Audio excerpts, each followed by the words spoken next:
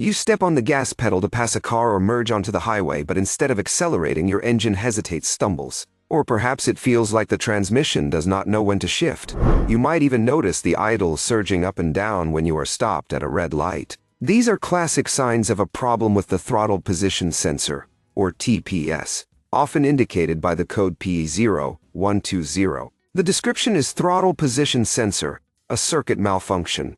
Think of the TPS as a volume knob for your engine's air intake. It is a sensor mounted on the throttle body that tells the main computer exactly how far you have pressed the gas pedal. It sends a voltage signal that changes as the throttle opens. When your foot is off the pedal, the signal is low, usually around 0.45 volts. When you floor it, the signal shoots up to about 4.5 or 5 volts.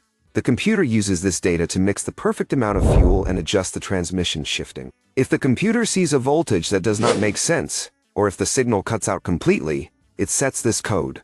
The causes can vary. It could be a sticking return spring on the throttle itself, corroded connectors, or wires that have rubbed through and shorted out. But often, it is the sensor itself wearing out internally.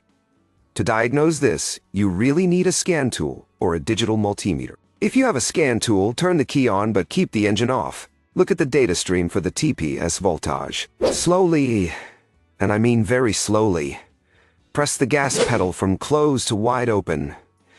You should see the voltage numbers climb smoothly and steadily. If you see the numbers jump around erratically, or if they drop to zero suddenly in the middle of the sweep, you have found a dead spot in the sensor. That glitch is what causes your hesitation. If you do not have a scanner, you can use a multimeter to back probe the signal wire and do the same test, watching the voltage rise on the screen. If the sensor is bad, replacing it is usually straightforward. But pay attention to the details. Some sensors are adjustable. You might need to rotate them slightly to get that baseline voltage of 0.45 volts before tightening the screws. If you install it blindly, your idle might be too high or too low. If the sensor tests fine, you need to check the wiring. You should have a solid 5-volt reference coming from the computer and a good ground. If you are missing the 5 volts, you have a wiring break between the sensor and the computer. While a bad computer is possible, it is rare. Almost always you are looking at a bad sensor or a wiring issue near the connector.